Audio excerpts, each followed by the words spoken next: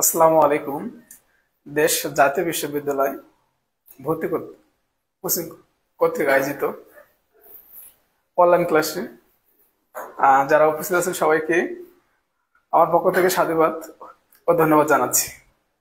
যারা এই ক্লাসটি দেখতেছেন অবশ্যই কমেন্ট করে জানিয়ে দেবেন যে আমার ক্লাসগুলো ভালোভাবে দেখা যাচ্ছে, আমার ক্লাসে আমার কথাগুলো ভালোভাবে শোনা যাচ্ছে কি যাচ্ছে না, এবং আমাকে ভালোভাবে দেখা যাচ্ছে কি যাচ্ছে না, একটু কমেন্ট করে সবাই জানিয়ে দেবেন। অবশ্যই একটু কমেন্ট করে জানিয়ে দেবেন। আর আজকের ক্লাসের আলোচনার মূল বিষয় হচ্ছে নাগরিকের অধিকার, কর্তব্য ও মানব অধিকার নিয়ে।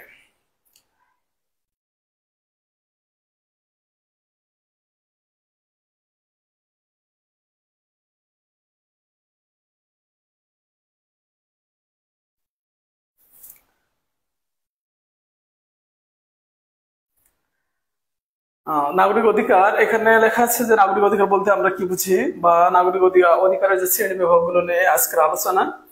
তো সামাজিক জীব হিসাবে ব্যক্তি যেসব সুযোগ সুবিধা ভোগ করে তাই হচ্ছে অধিকার। পরে কোশ্চেন আসতে পারে অধিকার কি। তাহলে মানুষ সামাজিক জীব হিসাবে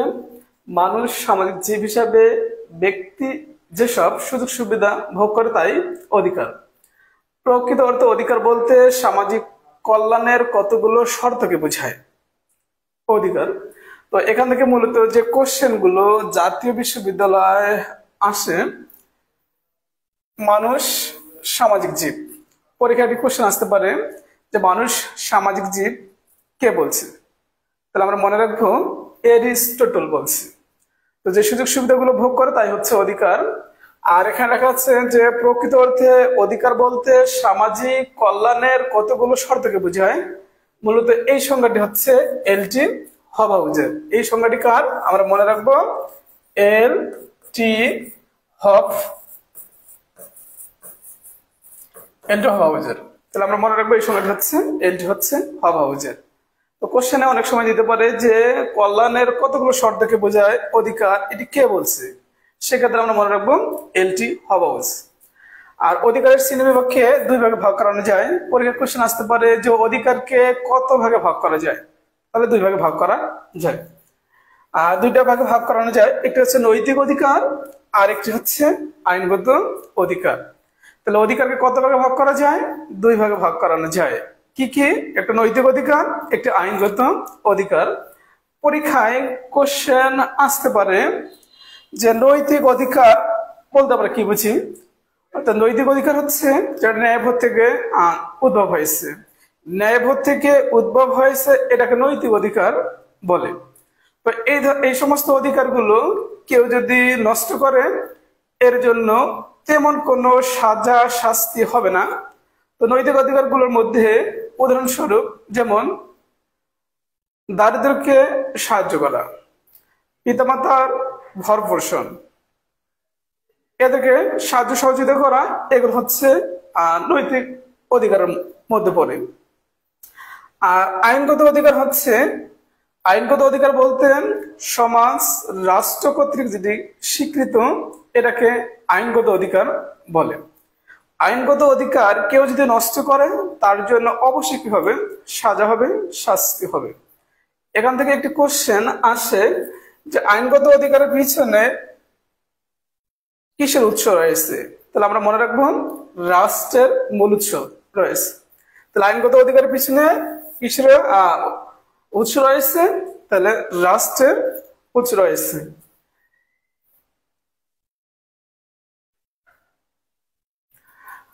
সামাজিক অধিকার, যে সামাজিক অধিকারগুলো আমরা ভোগ করে থাকি, ঠিক সেই অধিকারগুলো নিয়ে আজকে আমার এই আলোচনা।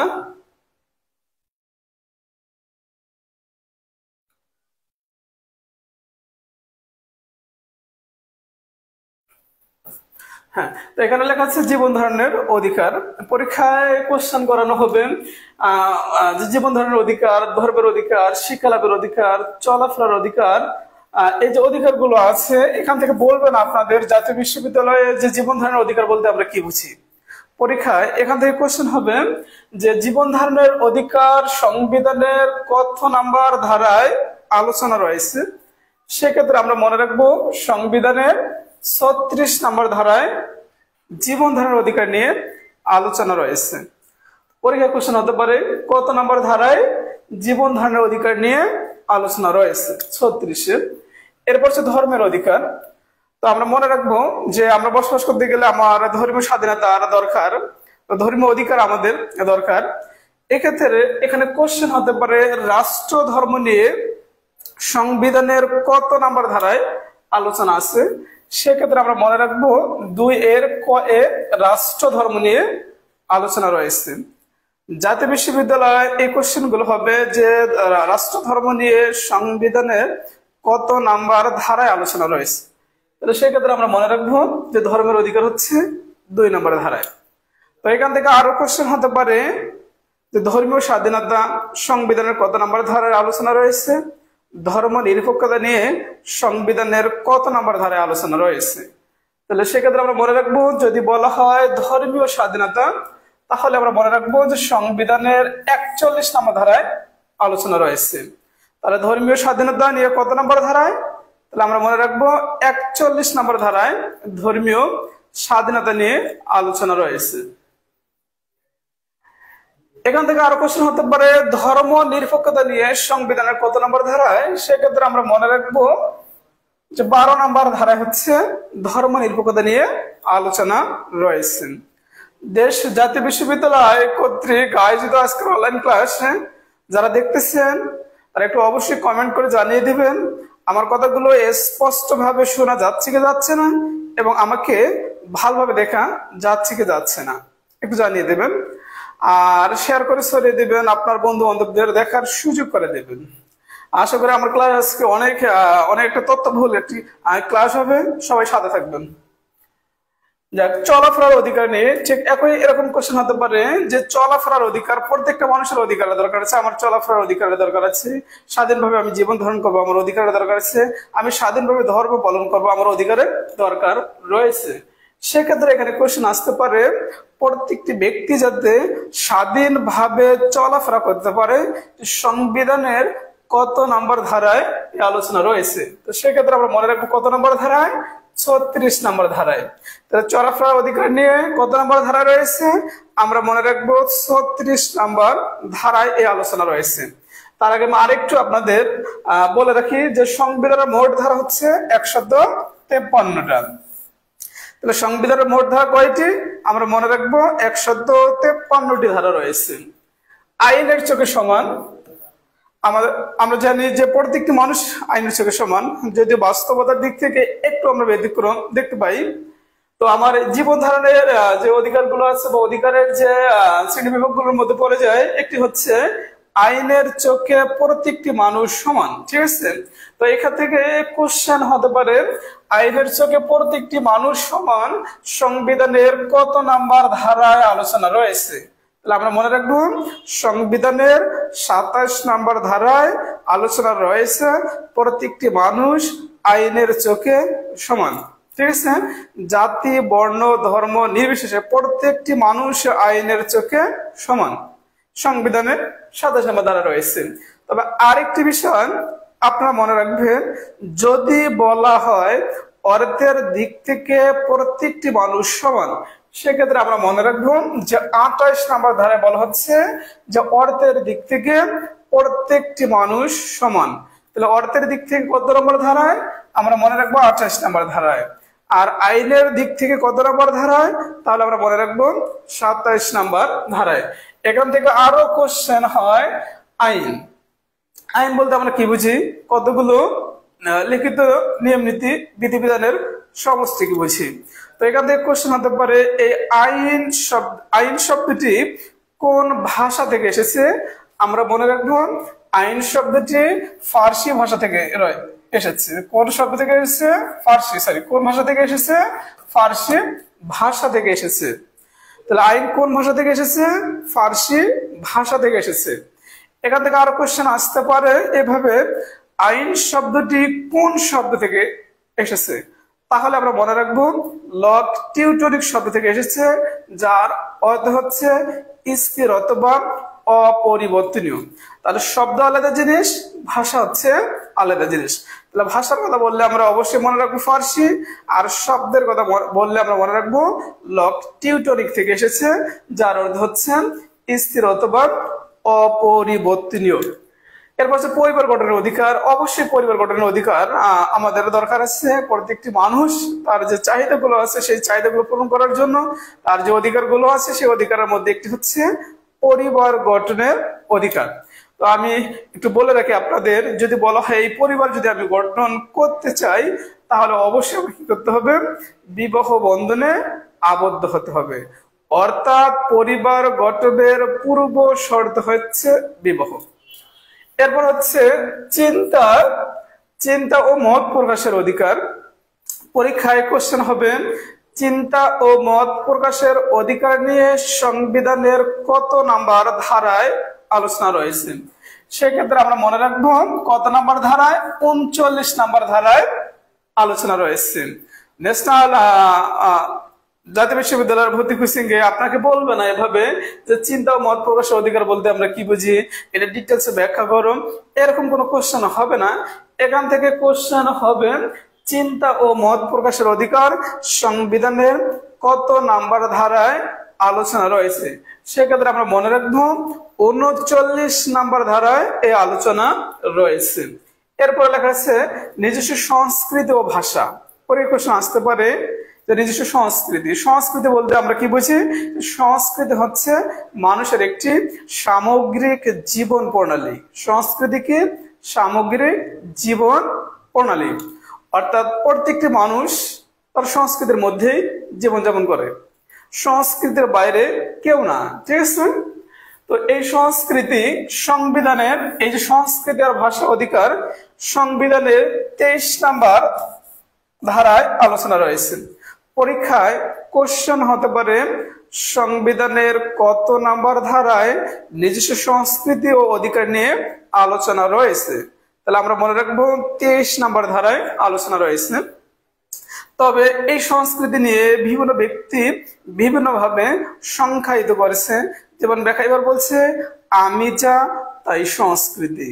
জোন্স নামে একজন ব্যক্তি আছে, জোন্স বলে রাখছে ভাবে যে আমরা যা কিছু তৈরি করি তার সামগ্রিক রূপে হলো সংস্কৃতি। আর এই সংস্কৃতির সবচেয়ে ভালো সংজ্ঞা দেয়, সবচেয়ে গ্রহণযোগ্য সংজ্ঞা দেয় ইবি টেইলর। তিনি বলছেন সমাজের সদস্য হিসেবে অর্জিত আচার ব্যবহার, বিশ্বাস, শিল্পকলা, আদর্শ, মূল্যবোধ ইত্যাদির জটিল সমাবেশ হচ্ছে সংস্কৃতি। কে বলছে? ইবি টেইলর। তো প্রত্যেকটা মানুষের সংস্কৃতি বা ভাষা নিয়ে যে অভিব্যক্তি আছে তা প্রকাশ করার অধিকার রয়েছে। এই ভাষা থেকে আমি আরেকটি কোশ্চেন আপনাদের জানাই। কোশ্চেন হতে পারে ভাষা ব্যবহারের দিক থেকে বাংলা ভাষার অবস্থান কত। সেক্ষেত্রে আমরা মনে রাখবো বাংলা ভাষার ব্যবহারের অবস্থান হচ্ছে 6, অর্থাৎ 6তম অবস্থানে এই ভাষার আলোচনা 6তম অবস্থানে রয়েছে। কোশ্চেন হতে পারে ভাষা ব্যবহারের দিক থেকে বাংলা ভাষার অবস্থান কত। সেক্ষেত্রে আমরা মনে রাখবো 6ষ্ঠ নম্বর অবস্থানে বাংলা ভাষার অবস্থান রয়েছে।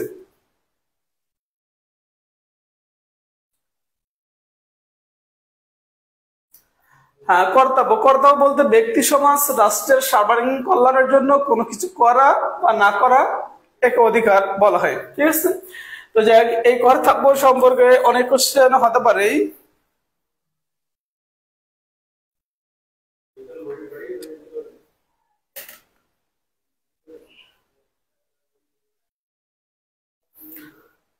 এখানে লেখা আছে কর্তব্য বলতে ব্যক্তি সমাজ ও রাষ্ট্রের সর্বাঙ্গীন কল্যাণের জন্য কোনো কিছু করা বা না করা, এটাকে আমরা কি বলতেছি? কর্তব্য বলতেছি, ঠিক আছে? তো কর্তব্য সমূহ যে একজন নাগরিক হিসেবে তার কি কি দায়িত্ব কর্তব্য রয়েছে। আমরা জানি যে একজন ব্যক্তির অনেক দায়িত্ব রয়েছে, অনেক কর্তব্য রয়েছে, এবং ওই ব্যক্তির আবার কি রয়েছে? অধিকার রয়েছে। তো পাঠ্য বইয়ের আলোকে যদি আমি বলতে চাই, একজন ব্যক্তি যদি তার অধিকার ভোগ করতে চায় অবশ্যই তাকে দায়িত্ব কর্তব্য পালনের বিনিময়ে অধিকার ভোগ করতে হবে। তো এখান থেকে কোশ্চেন হতে পারে যে একজন নাগরিকের কি কি কর্তব্য রয়েছে। এখানে লেখা আছে যেমন রাষ্ট্রের কথা বলা হচ্ছে যে রাষ্ট্রের প্রতি কি করতে হবে, আনুগত্য স্বীকার করতে হবে, আনুগত্য স্বীকার করতে হবে। অর্থাৎ রাষ্ট্র যে ধরনের আইন তৈরি করবে, যে ধরনের আইন বাস্তবায়ন করবে, সে আইনগুলোকে আমাকে মেনে চলতে হবে। এই আইনগুলোর প্রতি আমাদের সম্মান শ্রদ্ধা রাখতে হবে। এটা আমাদের হচ্ছে পবিত্র দায়িত্ব। ঠিক আছে, এরপর লেখা আছে কি যে আমাকে আইন মান্য করতে হবে। পরে একটা কোশ্চেন আসছে যে মানুষ কেন আইন মান্য করে, তাহলে শাস্তির ভয়ে। মানুষ কেন আইন মান্য করে, আমরা মনে রাখবো শাস্তির ভয়ে। ঠিক আছে, এটাও আমাদের হচ্ছে এটা একটা কর্তব্য, পবিত্র কর্তব্য যে রাষ্ট্রের আমাকে কি করতে হবে, আইন মেনে চলতে হবে। এরপর এখানে কোশ্চেন হচ্ছে নিয়মিত কি করতে হবে, কর দিতে হবে। আমার দায়িত্ব কর্তব্যের মধ্যে পড়ে যায় যে নিয়মিত কি করা, কর প্রদান করা। তো এখানে একটি কোশ্চেন আসছে যে জাতীয় কর দিবস কত তারিখ পালন করা হয়। তো আমরা মনে রাখবো যে 30শে নভেম্বর জাতীয় কর দিবস পালন করানো হয়। তাহলে এখানে কোশ্চেন হতে পারে যে আমরা জাতীয় কর দিবস কত তারিখে পালন করি।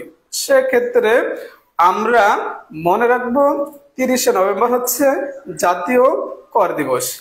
আরেকটি কোশ্চেন হতে পারে যে মূল্য সংযোজন, যেটাকে আমরা ভ্যাট বলি, যদি বলা হয় মূল্য সংযোজক দিবস অর্থাৎ ভ্যাট দিবস, সেক্ষেত্রে আমরা মনে রাখবো 10শে ডিসেম্বর। কত তারিখ, 10শে ডিসেম্বর। দুইটা কোশ্চেন এখান থেকে। এরপর আরেকটা হচ্ছে আমার দায়িত্ব কর্তব্যের মধ্যে পড়ে যায় যে রাষ্ট্রের সেবা করা। এটাও আমাদের দায়িত্ব। যারাই আমরা যে দেশে বসবাস করি না কেন, প্রত্যেকটি মানুষের দায়িত্ব, প্রত্যেকটি মানুষের কর্তব্য রাষ্ট্রে কি করা, সেবা করা। অর্থাৎ রাষ্ট্রের স্বাধীনতা রক্ষা করতে হবে, রাষ্ট্রের আয়তনকে রক্ষা করতে হবে, রাষ্ট্রের সার্বভৌমত্ব রক্ষা করতে হবে। প্রত্যেকটি নাগরিকের এটি দায়িত্ব। ঠিক আছে, সমাজের প্রতিও আমাদের বেশ কিছু দায়িত্ব রয়েছে। এরপরে বলছে এখানে যে আমার দায়িত্ব হচ্ছে সততার সাথে কি করতে হবে, ভোট প্রয়োগ করতে হবে। আমরা জানি যে বাংলাদেশ একটি গণতান্ত্রিক রাষ্ট্র, আর এই গণতান্ত্রিক রাষ্ট্রে অবশ্যই কি করতে হবে, জনপ্রতিনিধি বাছাই করার জন্য ভোট প্রয়োগ করতে হবে। তো এই ভোট প্রয়োগটা প্রত্যেকটা নাগরিককে তার সততার সাথে প্রয়োগ করতে হবে। অর্থাৎ আমাদের দায়িত্ব হচ্ছে ভালো নেতা বাছাই করা, আর এই বাছাই করা দায়িত্ব হচ্ছে নাগরিকদের। আর নাগরিকরা তার এই দায়িত্ব অবশ্যই যাতে সততার সাথে পালন করে, এটা আমাদের দায়িত্ব কর্তব্যের মধ্যে পড়ে যায়। ঠিক আছে, আর এখানে লেখা আছে কি সৎ এবং যোগ্য নেতৃত্ব বাছাই করা বা নির্বাচন করা। এখান থেকে কোশ্চেন হতে পারে যে নির্বাচন শব্দের অর্থ কি। তাহলে আমরা মনে রাখবো যে নির্বাচন শব্দের অর্থ হচ্ছে বাছাই করা, যাচাই করা। ঠিক আছে, আর এই যাচাই বাছাই কে করবে, সাধারণ জনগণ করবে, অর্থাৎ ভোটাররা করবে। ঠিক আছে, ভোটাররা কিসের মাধ্যমে করবে, ভোট প্রয়োগ করার মাধ্যমে। এখানে একটি কোশ্চেন হতে পারে যে আমরা যে ভোট প্রয়োগ করি, এই ভোট প্রয়োগটা কোন ধরনের অধিকার। তাহলে অবশ্যই আমরা মনে রাখবো যে ভোট প্রয়োগ হচ্ছে একটি রাজনৈতিক অধিকার। তাহলে ভোট প্রয়োগ কোন ধরনের অধিকার, আমরা মনে রাখবো ভোট প্রয়োগ হচ্ছে একটি রাজনৈতিক অধিকার, যে ভোট প্রয়োগের মাধ্যমে আমরা জনপ্রতিনিধি বাছাই করি।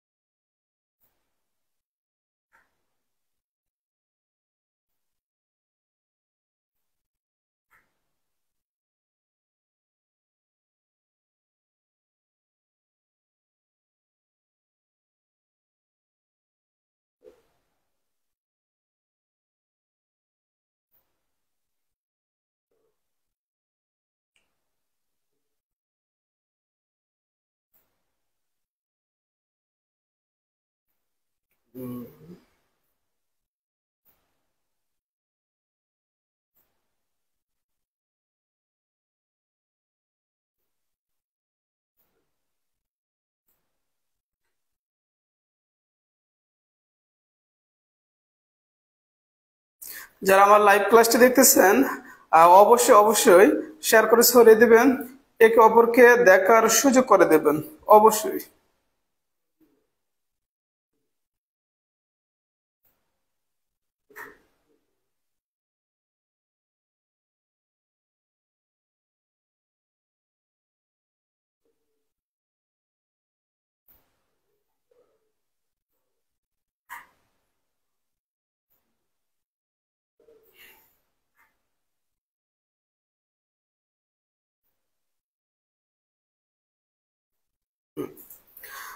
হ্যাঁ, একটু কমেন্ট গুলো দেখে নেই। হ্যাঁ, আব্দুল হাই লেখছে, স্যার ক্লাস সংবিধানের অনেক ধারা জানলাম, এভাবে পড়লে আমার মনে হয় মনে থাকবে। হ্যাঁ, থ্যাংক ইউ।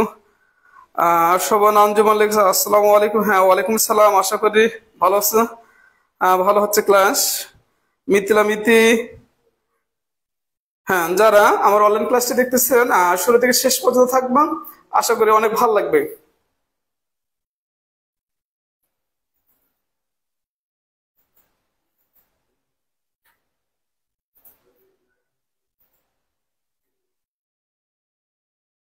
হ্যাঁ, মানব অধিকার তো লেখা আছে, মানুষ পৃথিবীতে জন্মগত হবে যে সকল সুযোগ সুবিধার দাবিদার এবং যা ছাড়া মানুষ তার ব্যক্তিত্ব প্রকাশ করতে পারে না, তাই হচ্ছে মানব অধিকার। অর্থাৎ যে সুযোগ সুবিধা পেলে আমি আমার ব্যক্তিত্ব প্রকাশ করতে পারবো, এটাই হচ্ছে আমার মানব অধিকার। তো এখান থেকে বেশ কতগুলো কোশ্চেন হয় জাতীয় বিশ্ববিদ্যালয়। আমরা যদি বিগত সালের কোশ্চেন গুলো একটু দেখি, যে বরাবর এই কোশ্চেন গুলো পরীক্ষায় এসে যায়, ঠিক আমরা এই কোশ্চেন গুলো নিয়ে আজকে আলোচনা করব, যে কোশ্চেন গুলো আসার মতো। এখানে একটি কোশ্চেন রয়েছে, যে মানবাধিকার মানুষের একটি জন্মগত অধিকার। পরীক্ষায় কোশ্চেন হতে পারে যে মানবাধিকার মানুষের কোন ধরনের অধিকার। সেক্ষেত্রে আমরা মনে রাখবো যে মানবাধিকার হচ্ছে মানুষের একটি জন্মগত অধিকার। পরীক্ষায় কোশ্চেন হতে পারে এই মানব অধিকার কত সালে প্রতিষ্ঠিত হয় এবং কত তারিখে প্রতিষ্ঠিত হয়। তাহলে অবশ্যই আমরা মনে রাখবো যে 1948 সালে মানব অধিকার প্রতিষ্ঠিত হয়। কত তারিখে? 10 ডিসেম্বর। এখন এখান থেকে আরো কোশ্চেন হতে পারে যে মানবাধিকার 1948 সালে প্রতিষ্ঠিত হয় 10 ডিসেম্বর, তাহলে 10 ডিসেম্বর কি দিবস? সেক্ষেত্রে আমরা মনে রাখবো যে 10 ডিসেম্বর হচ্ছে মানব অধিকার দিবস। ঠিক আছে, এখান থেকে কোশ্চেন হতে পারে এই মানব অধিকার এটি কোন সংস্থা প্রতিষ্ঠা করছে? তাহলে আমরা মনে রাখবো জাতিসংঘ। কে প্রতিষ্ঠা করছে? কোন সংস্থা? জাতিসংঘ। আমরা মনে রাখবো যে জাতিসংঘ হচ্ছে অঙ্গ সংস্থা মোট 6টি। তার একটি হচ্ছে সাধারণ পরিষদ, তার একটি কি হচ্ছে সাধারণ পরিষদ। পরীক্ষায় কোশ্চেন হবে যে মানবাধিকার কোন সংস্থা প্রতিষ্ঠা করেছে? আমরা মনে রাখবো জাতিসংঘ। এরপরে যদি কোনো ওই অপশনে যদি জাতিসংঘ না থেকে, তাহলে আমরা দেখবো সাধারণ পরিষদ, অর্থাৎ সাধারণ পরিষদ কর্তৃক মানবাধিকার প্রতিষ্ঠিত হয়। এবং এখান থেকে আরো কোশ্চেন হতে পারে যে এই জাতিসংঘ কত সালে প্রতিষ্ঠিত হয়? জাতিসংঘ কত সালে প্রতিষ্ঠিত হয়? আমরা মনে রাখবো 1945 সালে প্রতিষ্ঠিত হয়। কত সালে প্রতিষ্ঠিত হয় জাতিসংঘ? তাহলে সেই ক্ষেত্রে আমরা মনে রাখবো জাতিসংঘ প্রতিষ্ঠিত হয় 1945 সালে। এখান থেকে আরো কোশ্চেন হতে পারে এই জাতিসংঘ কত তারিখে প্রতিষ্ঠিত হয়? তাহলে আমরা মনে রাখবো 24 অক্টোবর। কত তারিখে প্রতিষ্ঠিত হয়? 24 অক্টোবর। এখান থেকে আরেকটি কোশ্চেন হতে পারে জাতিসংঘ দিবস কত তারিখ? সেক্ষেত্রে আমরা মনে রাখবো 24 অক্টোবর হচ্ছে জাতিসংঘ দিবস। এখান থেকে আরো একটি কোশ্চেন হতে পারে এই জাতিসংঘ যখন প্রতিষ্ঠিত হয় তখন কতটি দেশ নিয়ে প্রতিষ্ঠিত হয়? সেক্ষেত্রে আমরা মনে রাখবো 51টি দেশ নিয়ে জাতিসংঘের যাত্রা শুরু হয়। তাহলে কয়টি দেশ নিয়ে যাত্রা শুরু হয়? তাহলে আমরা মনে রাখবো 51টি দেশ নিয়ে জাতিসংঘের যাত্রা শুরু হয়। এখান থেকে আরো একটি কোশ্চেন হতে পারে যে 51তম দেশ কোনটি? সেক্ষেত্রে আমরা মনে রাখবো যে পোল্যান্ড হচ্ছে 51তম দেশ। আর এই 51টি দেশ নিয়ে জাতিসংঘের যাত্রা শুরু হয়। এখান থেকে আরো কোশ্চেন হতে পারে বর্তমানে জাতিসংঘের সদস্য দেশভুক্ত কতটি? সেক্ষেত্রে আমরা মনে রাখবো বর্তমানে সদস্য দেশ হচ্ছে 195টি। কোশ্চেন হতে পারে মোট কতটি দেশ রয়েছে বর্তমানে, তাহলে আমরা মনে রাখবো 195টি। ঠিক আছে। আর এই জাতিসংঘ প্রতিষ্ঠিত হয় আমরা জানি যে দুটো যুদ্ধের কারণে, একটি হচ্ছে প্রথম বিশ্বযুদ্ধ আর একটি হচ্ছে দ্বিতীয় বিশ্বযুদ্ধ। যখন এই দুইটা বিশ্বযুদ্ধ হয় অরাজকতা বিশৃঙ্খলা দেখা দেয়। এই অরাজকতা বিশৃঙ্খলা থেকে দেশকে শান্তশিষ্ট এবং সুস্থ পরিবেশে ফেরাই নিয়ে আসার জন্য এই জাতিসংঘ প্রতিষ্ঠিত হয় 1945 সালে। তাহলে কয়টি যুদ্ধ? দুইটি যুদ্ধ, একটি প্রথম বিশ্বযুদ্ধ আর একটি হচ্ছে দ্বিতীয় বিশ্বযুদ্ধ। তাহলে আমরা মনে রাখবো প্রথম বিশ্বযুদ্ধ হচ্ছে 1914 সাল থেকে 1918 সাল। তাহলে আমরা মনে রাখবো প্রথম বিশ্বযুদ্ধ কত সাল? তাহলে 1914 সাল থেকে 1918 সাল। আর যদি বলা হয় দ্বিতীয় বিশ্বযুদ্ধ, তাহলে আমরা মনে রাখবো 1939 থেকে 1945। ঠিক আছে। অর্থাৎ এই 45 সালে কি হয়ে যায়? জাতিসংঘ প্রতিষ্ঠিত হয়। ঠিক আছে। এই কোশ্চেন গুলো মোটামুটি আসার মধ্যে, আমরা যদি বিগত সালের কোশ্চেন গুলো দেখি বরাবর আমাদের চোখে পড়ে এই কোশ্চেন গুলো। সুতরাং এই কোশ্চেন গুলো আপনারা মনে রাখার চেষ্টা করবেন। একটু কমেন্ট গুলো দেখি। রক্ষণ বলতেছে হ্যাঁ অনেক সুন্দর ক্লাস। জ্যোতি বলতে বলতেছে আদাব, হ্যাঁ আদাব। শান্তা বলতেছে জাতিসংঘ।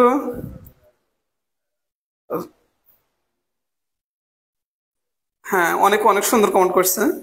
হ্যাঁ যারা আমার এই লাইভ ক্লাসটি দেখতেছেন সাথে থাকবেন, শেষ পর্যন্ত থাকবেন, আশা করি অনেক ভালো লাগবে। আর যারা ক্লাসটি দেখতেছেন অবশ্যই অবশ্যই শেয়ার করে ছড়িয়ে দিবেন, একে অপরকে দেখার সুযোগ করে দেবেন।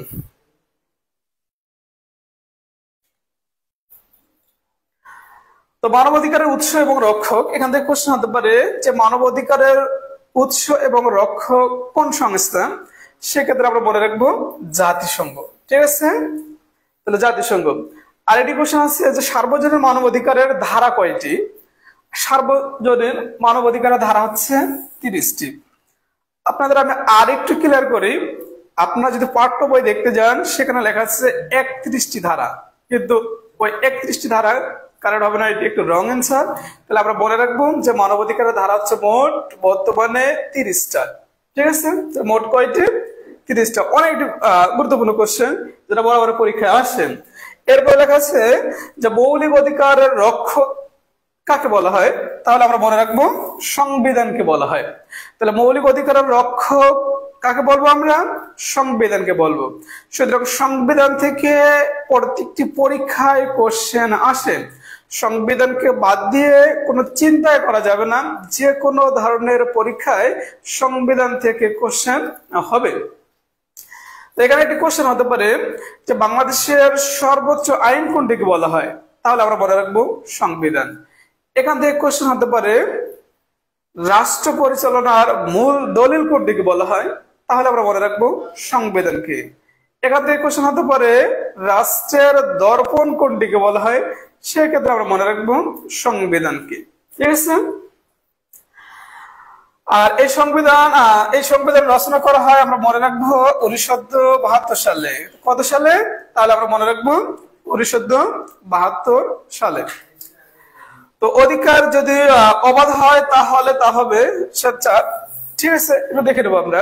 তো এই কোশ্চেন গুলো মোটামুটি পরীক্ষায় আসছে, প্রত্যেকটি স্টুডেন্টের এই কোশ্চেন গুলো সম্পর্কে ধারণা থাকা দরকার।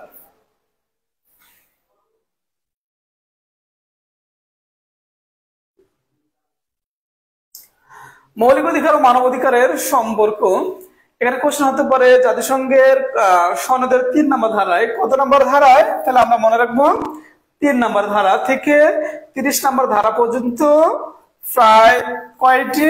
প্রায় হচ্ছে 28টি গুরুত্বপূর্ণ মানবাধিকার ঘোষণা দেওয়া রয়েছে। এখন কোশ্চেন হতে পারে যে কত নম্বর ধারা থেকে কত নম্বর ধারায় মানবাধিকার নিয়ে আলোচনা আছে।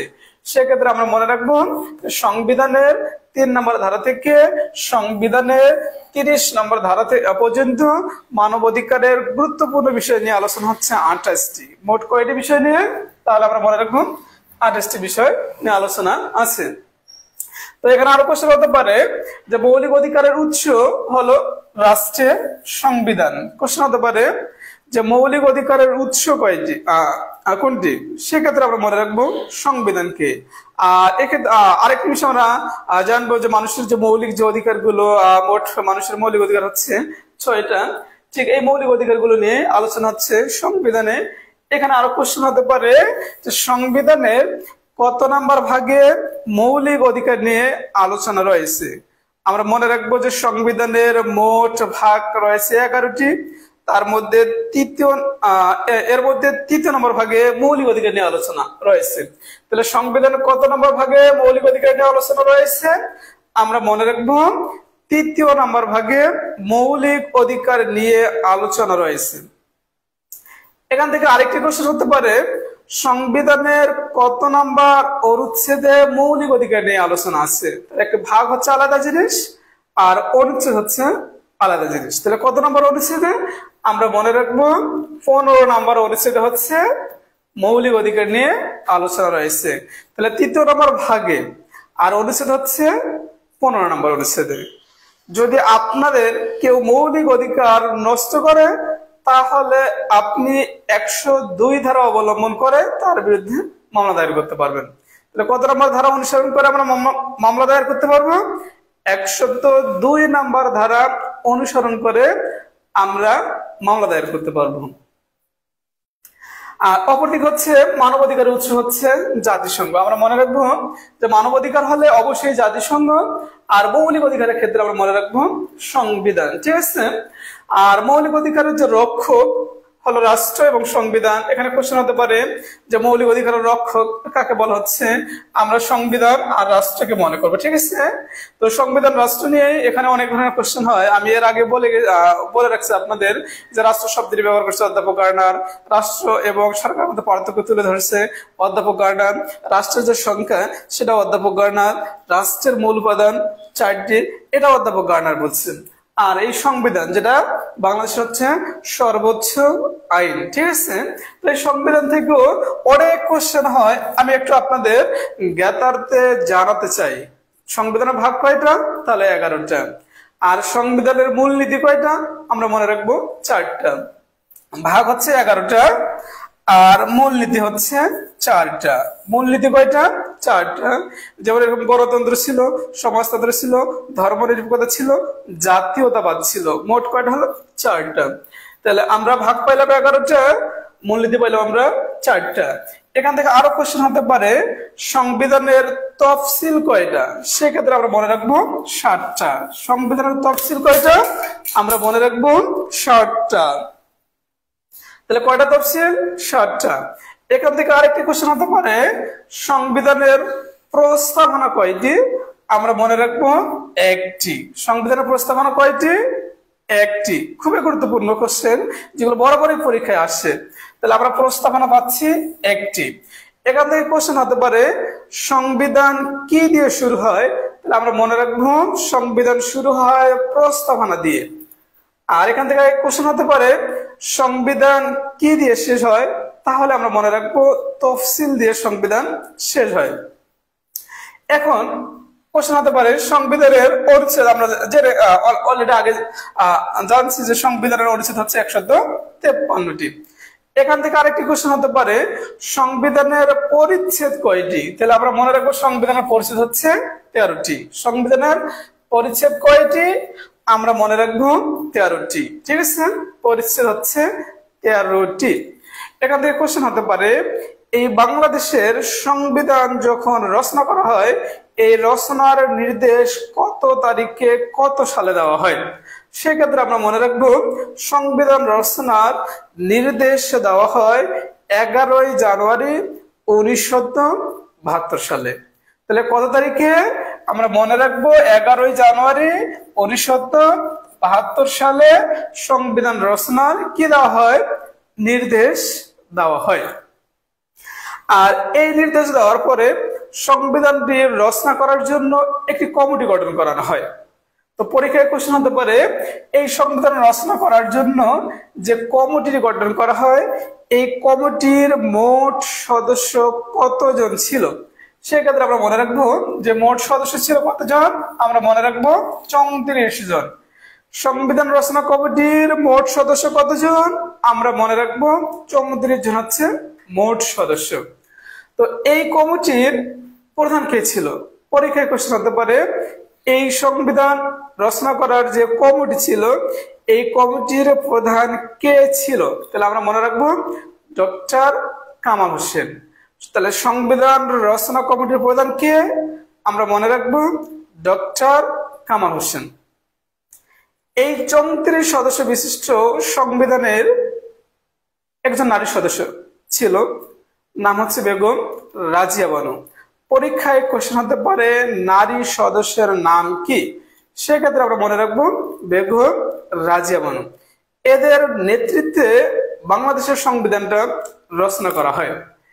এখান থেকে আরো কোশ্চেন হতে পারে বাংলাদেশের সংবিধান যখন রচনা করা হয় এই সংবিধানের খসড়া করা হয় কত তারিখে, সেক্ষেত্রে আমরা মনে রাখবো যে বাংলাদেশের সংবিধানের খসড়া করা হয় 12ই অক্টোবর। কত তারিখে, 12ই অক্টোবর। আর এই সংবিধান গৃহীত হয় 4 নভেম্বর। পরীক্ষায় কোশ্চেন হবে বাংলাদেশের সংবিধান গৃহীত হয় কত তারিখে, সেক্ষেত্রে আমরা মনে রাখবো 4 নভেম্বর। এখানে আরো কোশ্চেন হতে পারে 4 নভেম্বর কি দিবস, সেক্ষেত্রে আমরা মনে রাখবো 4 নভেম্বর হচ্ছে সংবিধান দিবস। এখান থেকে আরেকটি কোশ্চেন হতে পারে এই সংবিধান থেকে আর একটি কোশ্চেন হতে পারে যে বাংলাদেশের এই সংবিধানটি কত তারিখে কার্যকর করানো হয়, সেক্ষেত্রে আমরা মনে রাখবো 16ই ডিসেম্বর 1972 সালে সংবিধানটি কি করা হয়, কার্যকর করানো হয়। আর বাংলাদেশের সংবিধান হচ্ছে অবশ্যই লিখিত। পরীক্ষায় কোশ্চেন হতে পারে সংবিধান কেমন, সেক্ষেত্রে আমরা লিখবো যে সংবিধানটি হচ্ছে লিখিত। ঠিক আছে, এই কোশ্চেন গুলো এখান থেকে হয়। আমরা এই তথ্যগুলো আমরা মনে রাখার চেষ্টা করব, কারণ এই তথ্যগুলো হচ্ছে বেসিক তথ্য আর এখান থেকে পরীক্ষায় কোশ্চেন হবে। আর পরিবর্তনের দিক থেকে আমরা আরেকটা বিষয় ক্লিয়ার রাখবো যে পরিবর্তনের দিক থেকে সংবিধানকে 2 ভাগে ভাগ করা যায়। একটি হচ্ছে দুষ্পরিবর্তনীয় সংবিধান আর একটি হচ্ছে সুপরিবর্তনীয় সংবিধান। তাহলে পরিবর্তনের দিক থেকে কত প্রকার, আমরা মনে রাখবো 2 প্রকার। তাহলে কি কি, একটি হচ্ছে সুপরিবর্তনীয় আর একটি হচ্ছে দুষ্পরিবর্তনীয়। ঠিক আছে,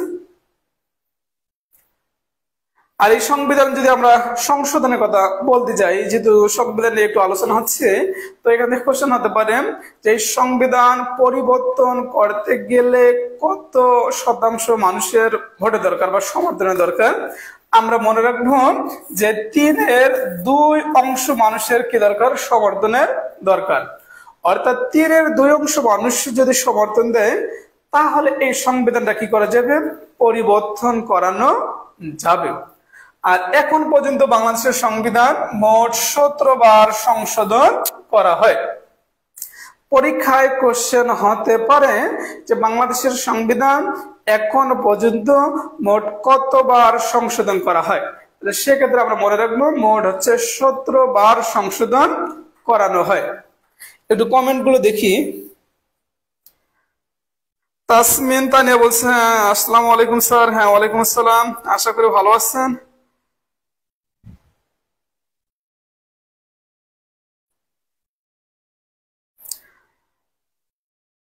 দেশ জাতীয় বিশ্ববিদ্যালয় ভর্তি কোচিং পক্ষ থেকে যারা আজকে আমার অনলাইন ক্লাসটি দেখতেছেন বা আমাকে শুনতেছেন সবাইকে আমি সাধুবাদ ও ধন্যবাদ জানাচ্ছি। আর সেই সাথে অবশ্যই কমেন্ট করে একটু জানিয়ে দেবেন যে আমার কথাগুলো শোনা যাচ্ছে কি যাচ্ছে না, আর সেই সাথে একটু শেয়ার করে দেবেন, সবাইকে একটু দেখার সুযোগ করে দেবেন।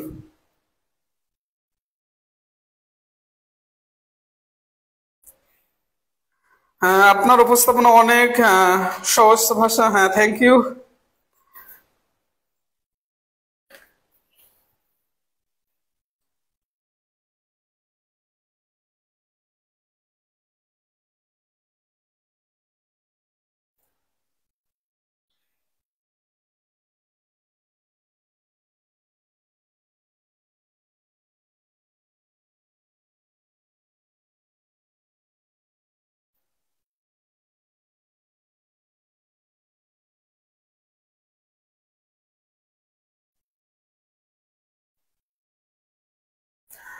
হ্যাঁ, রাষ্ট্রের আইন দ্বারা আরোপিত কর্তব্যকে আইনগত কর্তব্য বলা হয়। অর্থাৎ আমরা এটা মনে রাখবো যে যদি বলা হয় এখান থেকে যে কর্তব্য কত প্রকার, আমরা মনে রাখবো দুই প্রকার। কত প্রকার? দুই প্রকার। একটি হচ্ছে নৈতিক কর্তব্য আর একটি হচ্ছে আইনগত কর্তব্য। তাহলে কর্তব্য কত প্রকার? আমরা মনে রাখবো দুই প্রকার। ঠিক আছে। আর শিক্ষা লাভের অধিকার কোন ধরনের অধিকার? সেখানে লেখা আছে শিক্ষা লাভের অধিকার হচ্ছে আইনগত অধিকার। পরীক্ষায় কোশ্চেন হতে পারে যে শিক্ষা লাভের অধিকার এটা কোন ধরনের অধিকার? আমরা মনে রাখবো আইনগত অধিকার। এখানে পরীক্ষায় কোশ্চেন হতে পারে যে এই অধিকার অর্থাৎ কর্তব্য নিয়ে সংবিধানের কত নাম্বার ধারায় আলোচনা রয়েছে। সেক্ষেত্রে আমরা মনে রাখবো সংবিধানের 20 নম্বর ধারায় অধিকার ও কর্তব্য নিয়ে আলোচনা রয়েছে। ঠিক আছে। আরেকটি কোশ্চেন এখানে ঘোরাতে পারে যে নাগরিক এবং সরকারি কর্মকর্তার কর্মচারীর দায়িত্ব নিয়ে সংবিধানের কত নম্বর ধারায় আলোচনা রয়েছে। সেক্ষেত্রে আমরা মনে রাখবো সংবিধানের 21 নম্বর ধারায় নাগরিক এবং সরকারি কর্মকর্তা কর্মচারীদের দায়িত্ব দিয়ে আলোচনা রয়েছে। তাহলে অধিকার কর্তব্য হলে 20 নম্বর ধারা, নাগরিক এবং সরকারি কর্মকর্তা কর্মচারী কথা হলে আমরা মনে রাখবো 21 নম্বর ধারা। এরপরে লেখা আছে শিক্ষা লাভের অধিকার। তো শিক্ষা লাভের অধিকার হচ্ছে আইনগত অধিকার। পরীক্ষায় কোশ্চেন হতে পারে যে আমাদেরকে শিক্ষা গ্রহণ করতে হবে, অর্থাৎ শিক্ষা গ্রহণ করা হচ্ছে বাধ্যতামূলক। এই বাধ্যতামূলক অবশ্যই শিক্ষা গ্রহণ করতে হবে, অবৈতনিক বাধ্যতামূলক শিক্ষা গ্রহণ করতে হবে। এটা সংবিধানের 17 নম্বর ধারায় আছে। পরীক্ষায় কোশ্চেন আসতে পারে সংবিধানের কত নাম্বার ধারায় বাধ্যতামূলক শিক্ষা গ্রহণ করতে হবে বলা রয়েছে। সেক্ষেত্রে আমরা মনে রাখবো 17 নম্বর ধারায় এই আলোচনা রয়েছে। পৃথিবীর সব দেশের ধর্ম বর্ণ নির্বিশেষে সব মানুষের অর্থনৈতিক, রাজনৈতিক, প্রযুক্তিক ও সাংস্কৃতিক নৈকট্য ও একতাই হচ্ছে বিশ্বায়ন। ঠিক আছে। তো বিশ্বায়নের কোশ্চেন এবার এরকম হবে না যে এত বড় একটি সংখ্যা, এরকম কোশ্চেন হওয়ার সুযোগ নাই। তবে এখান থেকে কোশ্চেন হতে পারে যে বিশ্বায়নের সবচেয়ে ভালো সংখ্যা প্রদান করে কে? সেক্ষেত্রে আমরা মনে রাখবো রোল্যান্ড রবার্টসন। তাহলে বিশ্বায়নের সবচেয়ে ভালো সংখ্যা কে দেয়? Roland Robertson. তিনি বলছেন বিশ্বায়ন হলো বিশ্বের সংকোচন এবং পরস্পরের নির্ভরশীলতা। সংখ্যাটি তুলে দিয়ে বলতে পারে এই সংখ্যাটি কার? সেক্ষেত্রে আমরা মনে রাখবো রোল্যান্ড রবার্টসন। ঠিক আছে, রোল্যান্ড রবার্টসন। কোশ্চেন আবার এভাবে হতে পারে এই বিশ্বায়ন শব্দটা সর্বপ্রথম কে ব্যবহার করে? সেক্ষেত্রে আমরা মনে রাখবো ম্যাকলুহান। ম্যাকলুহান এই শব্দটি সর্বপ্রথম ব্যবহার করে বিশ্বায়ন শব্দটি। ঠিক আছে। অধিকারের উৎস কোনটি? সেক্ষেত্রে আমরা মনে রাখবো সমাজ এবং রাষ্ট্র। অধিকারের উৎস তাহলে কাকে বলা হচ্ছে? সমাজ এবং রাষ্ট্রকে বলা হচ্ছে। ঠিক আছে।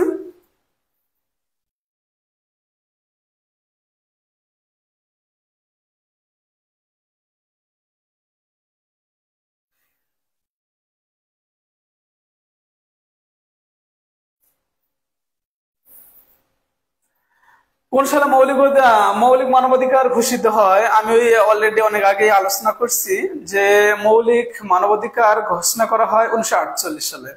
কত তারিখে? 10 ডিসেম্বর। কোন সংস্থা ঘোষণা করছে? জাতিসংঘ। জাতিসংঘের একটি অঙ্গ সংস্থা সাধারণ পরিষদ। সাধারণ পরিষদ এটা ঘোষণা করছে। তাহলে আমরা মনে রাখবো যে 48 সালে 10 ডিসেম্বর। আর এই 10 ডিসেম্বরকে আমরা কি বলবো? মানবাধিকার দিবস বলবো। তো নাগরিক কর্তব্যকে কত ভাগে ভাগ করানো যায়? দুই ভাগে ভাগ করানো যায়। একটি হচ্ছে নৈতিক কর্তব্য আর একটি হচ্ছে আইনগত কর্তব্য। তো এই আইনগত অধিকারের পিছনে কার উৎস রয়েছে? রাষ্ট্রের। অর্থাৎ আইনগত অধিকার কেউ যদি নষ্ট করে বা ভেঙে ফেলে অবশ্যই তার জন্য কি হবে? সাজা, শাস্তি হবে। কিন্তু নৈতিক অধিকার কেউ যদি নষ্ট করে তার জন্য কোনো ধরনের সাজা শাস্তি হবে না, কিন্তু সমাজ থেকে তাকে কি করা হবে? ঘৃণা করানো হবে। ঠিক আছে। আর কোন ক্ষেত্রে প্রযুক্তি মৌলিক অধিকার সঞ্চালন হিসাবে কাজ করে সেক্ষেত্রে আমরা মনে রাখবো বিশ্বায়ন, ঠিক আছে। আর বিশ্বায়নের মাত্রা হচ্ছে একটা বহুমাত্রিক। কোশ্চেন হতে পারে এটা মাত্রা কেমন, আমরা মনে রাখবো বহুমাত্রিক, ঠিক আছে। জনকল্যাণমূলক রাষ্ট্র প্রতিষ্ঠা এবং মানবাধিকার নিশ্চিতকরণের জন্য প্রধান হাতিয়ার হচ্ছে সুশাসন, ঠিক আছে। খুব একটা চমৎকার বিষয়, এখান থেকে পরীক্ষায় কোশ্চেন আসে। যদি আমরা মানবাধিকার খুব নিশ্চিত করতে চাই তার প্রধান হাতিয়ার হচ্ছে সুশাসন। পরীক্ষায় কোশ্চেন আসতে পারে সুশাসন কি, এক কথা অ্যান্সার। তাহলে আমরা মনে রাখবো দক্ষ এবং নির্ভুল শাসন ব্যবস্থাকে সুশাসন বলে। এখান থেকে আরো কোশ্চেন আসতে পারে এই সুশাসন শব্দটি সর্বপ্রথম কোন সংস্থা ব্যবহার করে, সেক্ষেত্রে আমরা মনে রাখবো যে সুশাসন শব্দটি সর্বপ্রথম ব্যবহার করে বিশ্ব ব্যাংক। কে ব্যবহার করে? বিশ্ব ব্যাংক ব্যবহার করে এই শব্দটি। এখান থেকে কোশ্চেন আসতে পারে বিশ্ব ব্যাংক এই শব্দটি কত সালে ব্যবহার করে, সেক্ষেত্রে আমরা মনে রাখবো 1989 সালে এই শব্দটি ব্যবহার করে। কোন সংস্থা ব্যবহার করে? তাহলে আমরা মনে রাখবো বিশ্ব ব্যাংক ব্যবহার করে, ঠিক আছে। তো এই বিশ্ব ব্যাংক সুশাসন শব্দটি ব্যবহার করতে গিয়ে তিনি এই সংস্থাটি বলেন যে বিশ্ব ব্যাংক বলে যে সুশাসনের মূল যে শর্ত, মূল যে খুঁটি 4টি, ঠিক আছে। তাহলে বিশ্ব ব্যাংক সুশাসনের কয়টি শর্তের কথা বলছে? আমরা মনে রাখবো 4টি। তাহলে শর্ত বা স্তম্ভ যদি বলা হয় বা খুঁটির কথা যদি বলা হয় তাহলে আমরা মনে রাখবো 4টি। কে বলছেন? বিশ্ব ব্যাংক বলছেন। আবার এই বিশ্ব ব্যাংক বলছে সুশাসনের যে সূচক আছে, সূচক হচ্ছে 6টি। তাহলে সেক্ষেত্রে আমরা মনে করব যে সূচক হলে 6টি আর স্তম্ভ খুঁটি হলে আমরা মনে রাখবো 4টি, ঠিক আছে। একটু মনে রাখতে হবে কিন্তু খুঁটি হলে 4টি আর সূচক যদি হয় সেক্ষেত্রে আমরা মনে রাখবো 6টি। তো এখান থেকে আরেকটি কোশ্চেন হতে পারে এই সুশাসনের সবচেয়ে ভালো সংখ্যা কে দেয়? আমরা মনে রাখবো সুশাসনের সবচেয়ে ভালো সংখ্যা দেয় ম্যাককর্নি। কে দেয়? ম্যাককর্নি দেয় সুশাসনের সবচেয়ে ভালো সংখ্যা। স্বাধীন নিরপেক্ষ বিচার বিভাগের ভূমিকা গুরুত্বপূর্ণ ক্ষেত্রে মানবাধিকার ভূমিকা রাখে। কোশ্চেন হতে পারে যে স্বাধীন এবং নিরপেক্ষ বিচার বিভাগের গুরুত্বপূর্ণ ভূমিকা কে রাখে, সেক্ষেত্রে আমরা মনে রাখবো যে মানবাধিকার রাখে, ঠিক আছে। মানবাধিকার রক্ষায় গুরুত্বপূর্ণ ভূমিকা রাখে। তো যেহেতু এখানে বিচার বিভাগের কথা বলা হইলো, এখান থেকে কোশ্চেন হতে পারে সরকারের কতটি বিভাগ রয়েছে, মোট কতটি বিভাগ রয়েছে? আমরা মনে রাখবো মোট বিভাগ রয়েছে 3টি। একটি হচ্ছে আইন বিভাগ, একটি হচ্ছে শাসন বিভাগ, একটি হচ্ছে বিচার বিভাগ। কয়টি বিভাগ? 3টি বিভাগ। আরেকটি কোশ্চেন এখান থেকে ঘুরাই বলতে পারে যে সরকারের 4র্থতম বিভাগ কোনটিকে বলা হয়, অর্থাৎ সরকারের 4র্থতম অঙ্গ কোনটিকে বলা হয়, সেক্ষেত্রে আমরা মনে রাখবো গণমাধ্যমকে। তাহলে 4র্থতম বিভাগ কোনটি? আমরা মনে রাখবো গণমাধ্যম। মৌলিক মানবাধিকার অধিকার অর্জনে প্রতিবন্ধকতা সৃষ্টি করে স্থানীয় সরকার। তাহলে আমরা এখানে মনে রাখবো যে প্রতিবন্ধকতা অর্থাৎ বাধা তৈরি করে কোন সরকার? তাহলে আমরা মনে রাখবো যে স্থানীয় সরকার ব্যবস্থার দুর্বলতায় এটা বাধা তৈরি করে।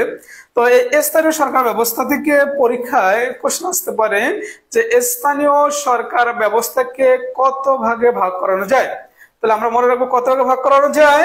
3 ভাগে ভাগ করানো যায়। কত ভাগে ভাগ করানো যায়? 3 ভাগে ভাগ করানো যায়। তাহলে এই 3টা ভাগ হচ্ছে একটি হচ্ছে ইউনিয়ন পরিষদ, একটি জেলা, একটি হচ্ছে উপজেলা। এই 3টা ভাগে ভাগ করানো যায়। আর সর্বনিম্ন পর্যায়ে হচ্ছে ইউনিয়ন পরিষদ। কত ভাগে ভাগ করানো যাচ্ছে? 3 ভাগে ভাগ করানো যাচ্ছে। সর্বনিম্ন পর্যায়ে হচ্ছে ইউনিয়ন পরিষদ, ঠিক আছে। আবার এই ইউনিয়ন পরিষদ আবার কত সদস্য নিয়ে গঠিত হয়? আমরা মনে রাখবো 13 সদস্য নিয়ে ইউনিয়ন পরিষদ গঠিত হয়। যেমন 9টা মেম্বার লাগে, 3টা মহিলা ওয়ার্ড চেয়ারম্যান লাগে আর একটি চেয়ারম্যান, টোটাল হচ্ছে 13 জন, অর্থাৎ এই 13 জন ব্যক্তি নিয়ে ইউনিয়ন পরিষদ গঠিত হয়।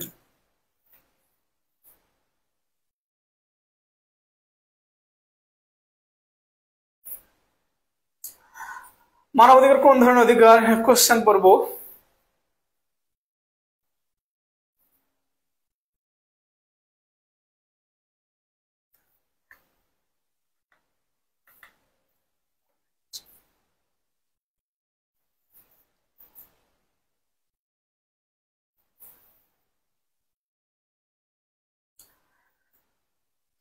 হ্যাঁ, কোশ্চেন পড়বো। যারা আমার এই অনলাইন ক্লাসটি দেখতেছেন বা সাথে ছিলেন, অবশ্যই এই কোশ্চেন গুলো একটু কমেন্ট করে জানিয়ে দিবেন রাইট অ্যান্সার গুলো।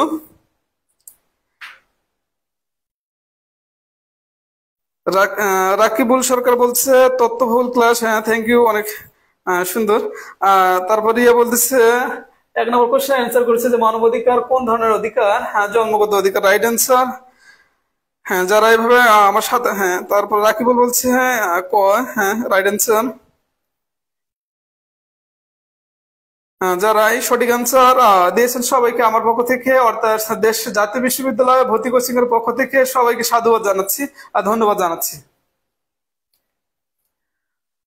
তো মানবাধিকার কোন ধরনের অধিকার? আমরা মনে রাখবো মানবাধিকার হচ্ছে জন্মগত অধিকার।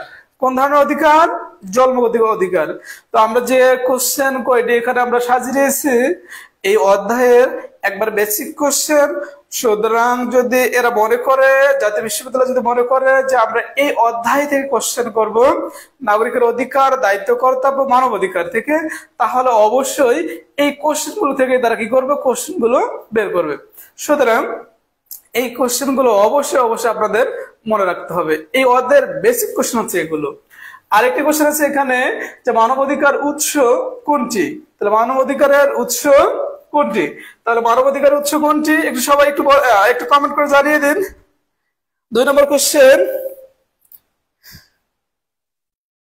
হ্যাঁ, 2 নম্বর কোশ্চেন একটু কমেন্ট করে সবাই জানিয়ে দিন। হ্যাঁ, যে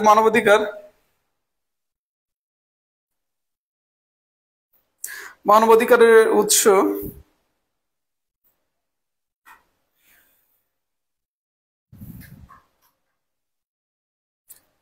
হ্যাঁ, মানবাধিকারের উৎস কোনটি? তাহলে আমরা মনে রাখবো মানবাধিকার বললে অবশ্যই আমরা জাতিসংঘের কথা বলবো। তাহলে মানবাধিকার হচ্ছে মূল উৎস হচ্ছে জাতিসংঘ। ঠিক আছে। হ্যাঁ হ্যাঁ, যারা কমেন্ট করছেন সবাইকে আমি ধন্যবাদ জানাচ্ছি। 2 নম্বর কোশ্চেন অ্যান্সার দিচ্ছে মৌলিক অধিকার, অ্যান্সার রং অ্যান্সার। আমরা মনে রাখবো যে মানবাধিকারের উৎস হচ্ছে জাতিসংঘ। রাকিবুল ইসলাম বলছে 2 হচ্ছে ক। রুবাইয়া জান্নাত বলতেছেন 2-1, তারপরে রং অ্যান্সার। এরপরে রাকিবুল সরকার বলছে 4 নম্বর। হ্যাঁ, thank you, right answer. Riya বলছে 2-4 নম্বর। হ্যাঁ, অবশ্যই রাইট অ্যান্সার। যাক, তাহলে মানবাধিকারের উৎস আমরা মনে রাখবো কি? জাতিসংঘ। অবশ্যই এখান থেকে 4টা অপশন আছে, 4টা অপশন থেকে কোশ্চেন হয়। আমি 4টা অপশন থেকে যে কোশ্চেন গুলো হয় একটু বের করে দিচ্ছি। যেমন এখানে বলা হচ্ছে যে মৌলিক অধিকার। ঠিক আছে, আমি এর আগে আলোচনা করছি যে মৌলিক অধিকার সংবিধানের 3য় নম্বর ভাগে আলোচনা আছে। ঠিক আছে, অনুচ্ছেদ কত নম্বর? 15 নম্বর অনুচ্ছেদে আছে। আপনার যদি এই অধিকার কেউ নষ্ট করে, আপনি 102 নম্বর ধারা অনুসরণ করে মামলা করতে পারবেন। কোশ্চেন গুলো হয়। তারপর এখানে রাষ্ট্রের কথা বলা হচ্ছে, রাষ্ট্র। ঠিক আছে, যে রাষ্ট্র অধ্যাপক গার্নার, রাষ্ট্র অধ্যাপক গার্নারের কথা মনে হয়। আর রাষ্ট্রের সবচেয়ে ভালো সময় কিন্তু দেয় অধ্যাপক গার্নার। এখানে কোশ্চেন হয়। এরপর আইন আছে। ঠিক আছে, আইন দিয়ে দিতে পরে আসছে কোন ভাষা থেকে আসছে। তাহলে আমরা মনে রাখবো আইন ভাষার যদি কথা বলা হয় ফার্সি, আর যদি শব্দের কথা যদি বলা হয় লক টিউটনিক। ঠিক আছে, যার অর্থ হচ্ছে স্থির অথবা অপরিবর্তনীয়। আর একটা বিষয় আপনার জ্ঞাতার্থে আমি জানাইতে চাচ্ছি যে আইনের সবচেয়ে ভালো সংজ্ঞা কে দেয়? তাহলে আইনের সবচেয়ে ভালো সংজ্ঞা দেয় উড্রো উইলসন। কে দেয়? Woodrow Wilson. এখান থেকে কোশ্চেন হতে পারে তিনি কোন দেশের প্রেসিডেন্ট ছিলেন? আমরা মনে রাখবো আমেরিকা যুক্তরাষ্ট্রের প্রেসিডেন্ট ছিলেন। ঠিক আছে, উড্রো উইলসন। 4টা অপশন থেকে কোশ্চেন হয়। কোশ্চেন নাম্বার 3, জনগণের দ্বারা জনগণের কল্যাণের জন্য যে শাসন পরিচালিত হয় এটাকে গণতন্ত্র বলা হয়। ঠিক আছে, কি বলা হয়? গণতন্ত্র বলা হয়। কোশ্চেন হতে পারে বাংলাদেশ কোন ধরনের রাষ্ট্র? আমরা মনে রাখবো এটা গণতান্ত্রিক একটা রাষ্ট্র। এখান থেকে অনেক কোশ্চেন হয়, আমি যদি আলোচনা করি এই গণতন্ত্র থেকে আলোচনা করে আমি শেষ করতে পারবো না। তারপরে বেসিক কয়েকটা কোশ্চেন আপনাদের জানা রাখতে চাচ্ছি, যেগুলো কোশ্চেন এখান থেকে হয়।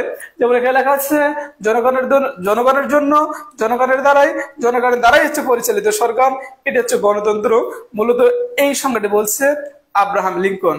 Democracy is government by the people, for the people, of the people.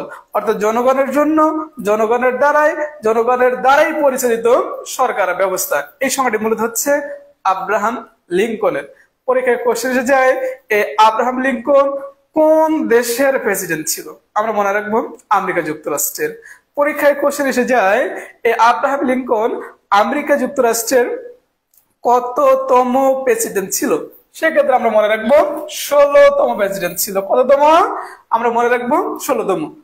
গণতন্ত্র। এখন এখান থেকে আরো কোশ্চেন হতে পারে, এই যে গণতন্ত্র উৎপত্তি হয় কোন দেশে? কোন দেশে গণতন্ত্রের উৎপত্তি হয়? আমরা মনে রাখবো যে গণতন্ত্রের উৎপত্তি হচ্ছে গ্রিসে। কোন দেশে উৎপত্তি হয়? তাহলে আমরা মনে রাখবো গ্রিসে। এখান থেকে আরো কোশ্চেন হতে পারে, সবচেয়ে বড় গণতান্ত্রিক রাষ্ট্র কোন দেশকে বলা হয়? তাহলে আমরা মনে রাখবো যে ভারত। ভারত হচ্ছে সবচেয়ে বড় গণতান্ত্রিক রাষ্ট্র। এখান থেকে আরেকটি কোশ্চেন হতে পারে, সবচেয়ে ছোট গণতান্ত্রিক রাষ্ট্র কোন দেশটিকে বলা হয়? সেক্ষেত্রে আমরা মনে রাখবো আমেরিকা যুক্তরাষ্ট্র। তাহলে বড় হচ্ছে ভারত আর ছোট হচ্ছে আমেরিকা যুক্তরাষ্ট্র। একটু কমেন্ট গুলো একটু দেখে নিই। অনেক ভাবে কমেন্ট করছে। হ্যাঁ,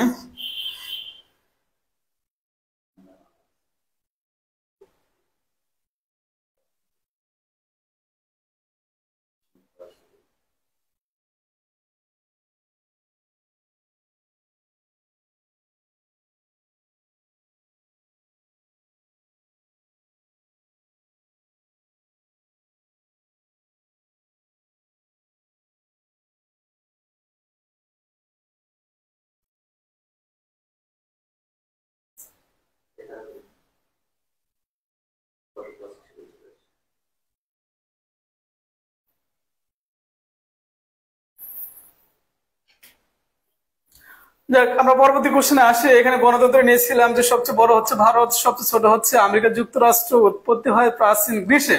আর এখান থেকে আরেকটি কোশ্চেন আপনাদের জানাই দিই, যদি বলা হয় যে সরাসরি গণতন্ত্র কোন দেশে আছে, প্রত্যক্ষ গণতন্ত্র কোন দেশে আছে, আমরা মনে রাখবো সুইজারল্যান্ডে আছে। ঠিক আছে। আর এরপরে রাজতন্ত্র আছে, সমাজতন্ত্র আছে, প্রজাতন্ত্র আছে। আমি এই আলোচনাগুলো আজকে গেলাম না। ঠিক আছে। তাহলে গণতন্ত্র। 4 নম্বর কোশ্চেন আসি আমরা, বিশ্ব ব্যাংক সুশাসনের এখানে সূচক বলছে। যদি সূচকের কথা বলা হয় সেক্ষেত্রে আমরা মনে রাখবো 6টি। আর যদি মূল খুঁটির কথা বলা হয়, এটা অংশগ্রহণ, একটি বৈধতা। ঠিক আছে। এই 4টি। আমরা পরবর্তী কোশ্চেনে আসি। এখানে লেখা আছে বাংলাদেশের তথ্য অধিকার আইনটি কত সালে পাশ করানো হয়? তাহলে আমরা মনে রাখবো, আমি একটু সময় নিচ্ছি না আর, যে আমরা মনে রাখবো যে 2009 সালে এই তথ্য অধিকার আইনটি পাশ করানো হয়। পরীক্ষায় কোশ্চেন হতে পারে কত সালে? তাহলে 2009 সালে। পরীক্ষায় কোশ্চেন হতে পারে কত তারিখে? সেক্ষেত্রে আমরা মনে রাখবো 5 হচ্ছে এপ্রিল। ঠিক আছে। কত তারিখে? তাহলে আমরা মনে রাখবো 5 এপ্রিল 2009, 5 এপ্রিল।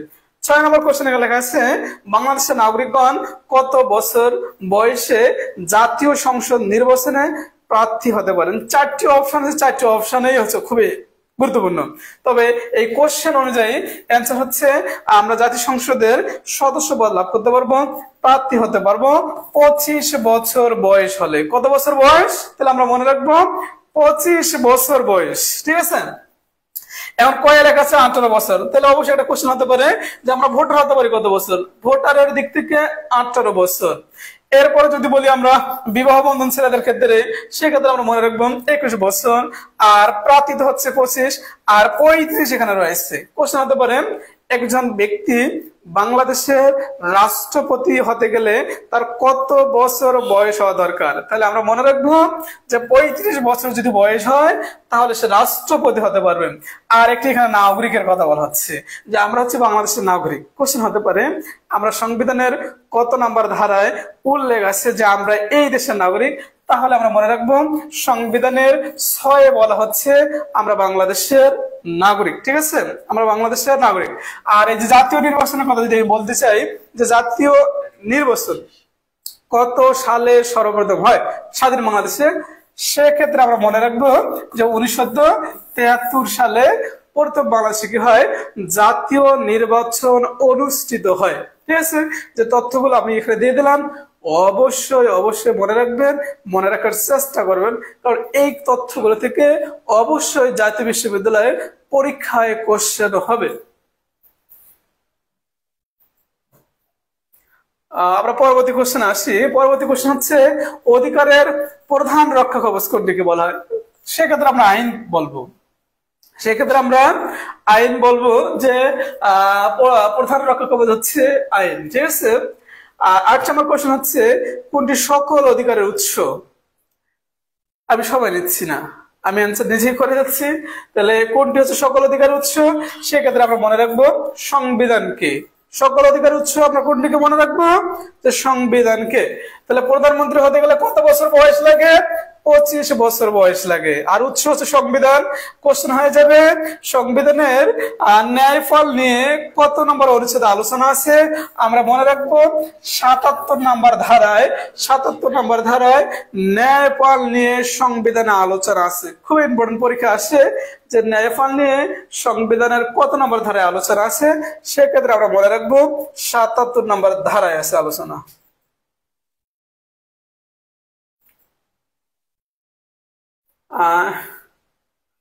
কোশ্চেন হচ্ছে রাজনৈতিক অধিকার কোনটি। রাজনৈতিক অধিকার হচ্ছে সরকারি চাকরি লাভের অধিকার। 4টি অপশনের মধ্যে কোশ্চেন হতে পারে যে রাজনৈতিক অধিকার কোনটি, তাহলে আমরা মনে রাখবো সরকারি চাকরি লাভের অধিকার হচ্ছে রাজনৈতিক অধিকার। এখান থেকে পরীক্ষায় কোশ্চেন আসতে পারে, 4টা অপশন আছে, 4টা অপশন থেকে কোশ্চেন হয়। যেমন এখানে বলছে চলাফেরা, কোশ্চেন হতে পারে সংবিধানের কত নাম্বার ধারায় উল্লেখ আছে যে প্রত্যেকটা মানুষ স্বাধীনভাবে চলাফেরা করতে পারে। সংবিধানের 36 নম্বর ধারায় রয়েছে যে প্রত্যেকটি মানুষ স্বাধীনভাবে চলাফেরা করতে পারে। এরপরে সভা সমিতির কথা বলা হচ্ছে সংবিধানের 37 নাম্বার। আর সংগঠনের কথা বলা হচ্ছে 38 নাম্বার। তাহলে সংগঠন হলো 38 আর সভা সমিতি কথা বলা হচ্ছে 37, চলাফেরার কথা বলা হচ্ছে 36, আর রাজনৈতিক অধিকার হচ্ছে সরকারি চাকরি লাভ। এমন পরীক্ষায় কোশ্চেন হতে পারে সরকারি চাকরি লাভের অধিকার সংবিধানের কত নাম্বার ধারায় আলোচনা আছে, পরীক্ষায় কোশ্চেন হয়। সেক্ষেত্রে আমরা মনে রাখবো যে 29 নম্বর ধারায় সরকারি চাকরি লাভের অধিকার নিয়ে আলোচনা রয়েছে। 4টি আমি ধারা বলছি, এই 4টি ধারা অবশ্যই আপনারা মনে রাখবেন, এই ধারাগুলো থেকে কোশ্চেন হয়।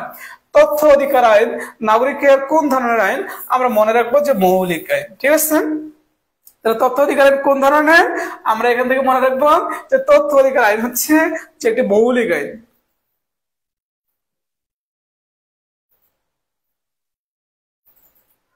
এরপর আছে ভোটদান ব্যক্তির কোন ধরনের অধিকার, সোজা মনে রাখবো ভোটদান হচ্ছে ব্যক্তির হচ্ছে রাজনৈতিক অধিকার। কোন ধরনের অধিকার, রাজনৈতিক অধিকার। এরপর কে বিশ্বায়নের প্রধান তাত্ত্বিক, কোশ্চেন একটু বুঝবেন আপনারা, এখানে কোশ্চেনটা একটু ঘোরানো আছে। যদি বলা হয় প্রধান তাত্ত্বিককে, সেক্ষেত্রে আমরা মনে রাখবো রোল্যান্ড রবার্টসনকে। আর যদি বলা হতো এই বিষয়ের শব্দটি ব্যবহার করে কে, সেক্ষেত্রে আমরা মনে রাখবো ম্যাকলুহান, মার্শাল ম্যাকলুহানকে আমরা মনে রাখবো। তাহলে ব্যবহার করতেছে একজন আর প্রধান তাত্ত্বিক হচ্ছে আর একজন। তাহলে ব্যবহারের দিক থেকে মার্শাল ম্যাকলুহান, আর তাত্ত্বিকের দিক থেকে হচ্ছে রোল্যান্ড রবার্টসন। আর এই রোল্যান্ড রবার্টসন বিশ্বায়নের সবচেয়ে ভালো, সবচেয়ে গ্রহণযোগ্য সংজ্ঞা প্রদান করে।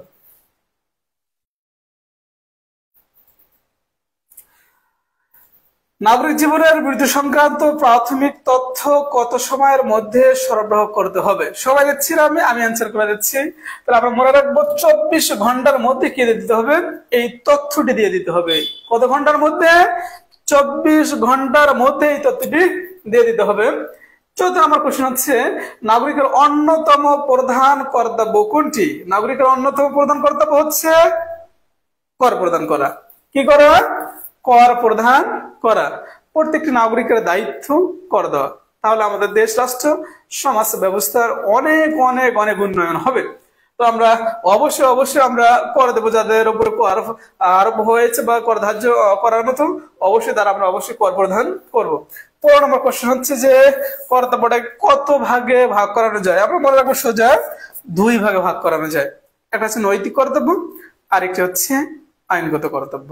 যদি অধিকারের কথা বলতে যাই সেক্ষেত্রে 2 ভাগে ভাগ করা যায়। তাহলে অধিকার 2 প্রকার, কর্তব্য হচ্ছে 2 প্রকার। অধিকারের দিক থেকে 2 আর কর্তব্যের দিক থেকে 2। একটি হচ্ছে নৈতিক আর একটি হচ্ছে আইনগত। যারা আমার এই দেশ জাতীয় বিশ্ববিদ্যালয় ভর্তি কোচিং এর পক্ষ থেকে যারা আজকে আমার এই লাইভ ক্লাসটি দেখলেন, অবশ্যই এটা একটু শেয়ার করে ছড়িয়ে দিবেন, সবাইকে দেখার সুযোগ করে দিবেন। আর সবার সুস্বাস্থ্যতা কামনা করতেছি। আর সবাইকে সাধুবাদ ধন্যবাদ জানিয়ে আমি আমার ক্লাস এখানে শেষ করছি। খোদা হাফেজ।